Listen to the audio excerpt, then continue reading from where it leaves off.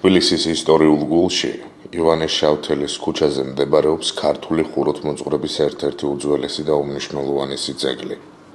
ანჩის ხატის ღვთისმშობლის ტაძრად მიყვანების ეკლესია, რომელიც საუკუნეების განმავლობაში ცნობილია როგორც მარიამწმინდა, ხოლო ხალხში ზარის ეკლესია.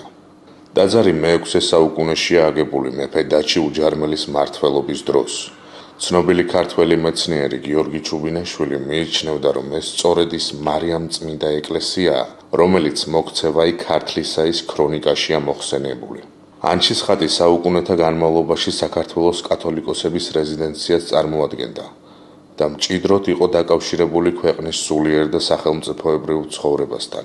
აქვე მდებარეობდა კათოლიკოსის სასახლე. გადმოცემით არაბთა ბატონობის პერიოდში ანჩის ხატი ერთ-ერთი ტაძარი იყო საქართველოში, სადაც ზარის დარეკვა იყო ნებადართული, რის გამოც მას ზარის ეკლესიასაც უწოდებენ.